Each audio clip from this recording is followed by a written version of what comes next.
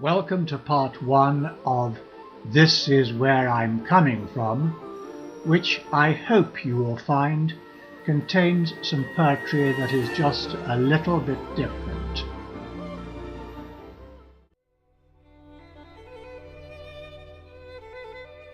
This poem is called The Downs. I was brought up outside Eastbourne in Sussex, and I learnt to drink, to hunt, and to make love in the country that lies around the foot of the Downs. And the magic of the South Downs and those adolescent formative years have always remained deeply impressed within me. The Downs, great tracts of shades of greens and golds and browns, as firm and sure as Bronwen's breasts, swelling up above the folds that lie beneath our feet. There, down below, roads spread across the Cleve like veins, which threading flow through waste and common, meandering, meeting at village greens, church spires competing to reach to heaven in lowly greeting, and farms like crucifixes hanging upon the end of ribbon lanes. Now look above, clumps of thorn, unruly thickets, nipples breaking up the skyline. Remember love first knew the lingering joy of kisses, secretly among the bushes, with hearts abounding, passions rising, spirits meeting, limbs entwining, skylarks trilling out the high line, cattle lowing out the bass line. For here we lived and loved and lay with girls and drank and ran with hounds.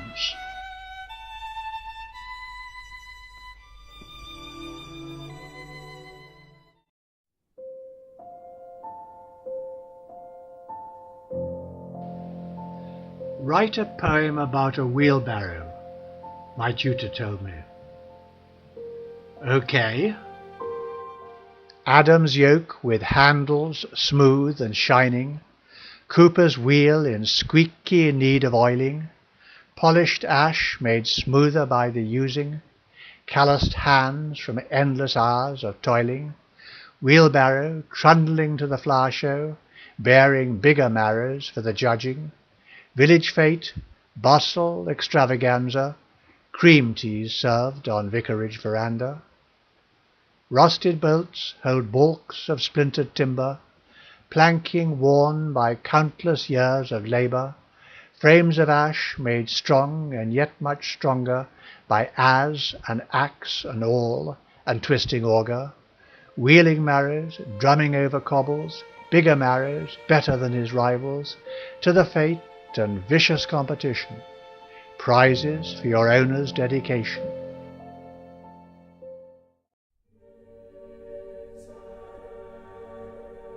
Although this poem may seem to be about golf, actually it's about life, because golf is just like life.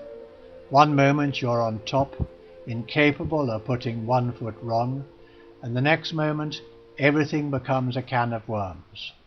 Does anyone else, I wonder, ever feel like that? On playing golf badly. Yesterday you strode up and struck the ball, God meting out justice to a recalcitrant Philistine. So far and high and straight you made it soar, Johnny Wilkinson converting tries at Twickenham, and inside your head you heard the crowd roar, and a two-ball on the other fairway, watching you, craned their necks and said ooh and gosh and ah, whilst you walked up, took your address, took a 4-iron and did the same.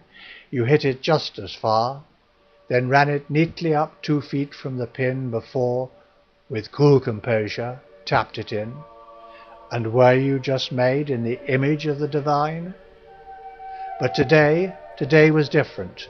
You fucked it all up like John Daly with an exceedingly bad hangover, so short and low and warped your feeling for yourself, your worth, your dwindling self-esteem.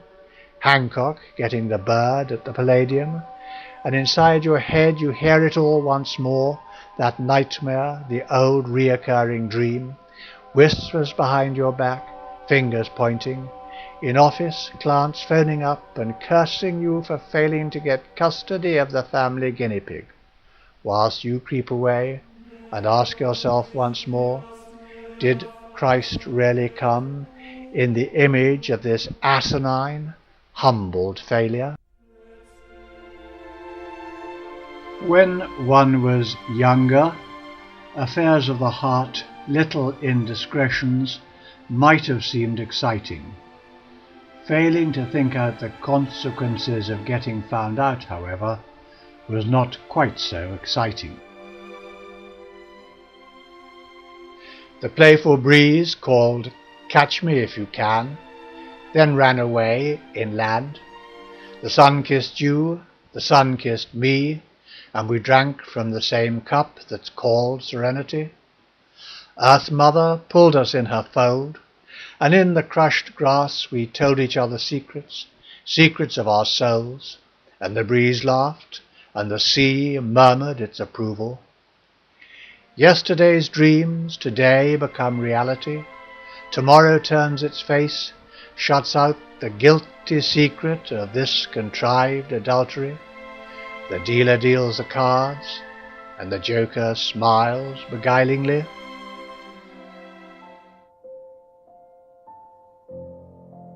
I was playing golf with a friend of mine who was ruining his age, and jokingly I boasted that I didn't feel mine at all, that I couldn't believe that every young girl in the land wasn't busting to jump into bed with me.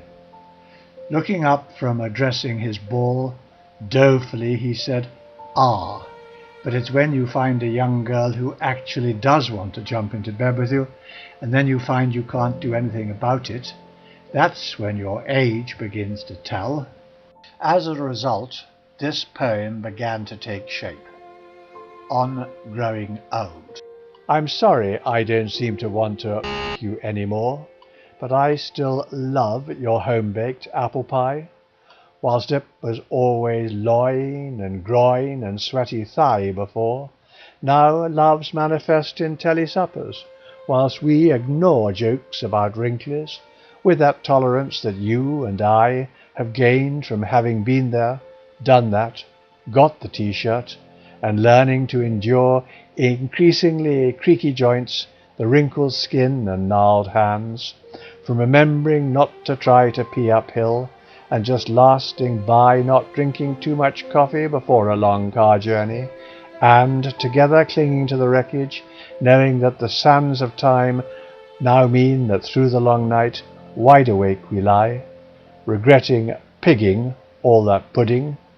Pass the cream jug, your home-baked apple pie. Well, thank you for your time. I enjoyed that, and I hope that you did too. Other poems of mine follow in further parts of my upload, or you can read them for yourself on my webpage www.anthony.bavin.talktalk.net. As I say, thanks for listening, and in the words of the indomitable Dave Allen, may your God go with you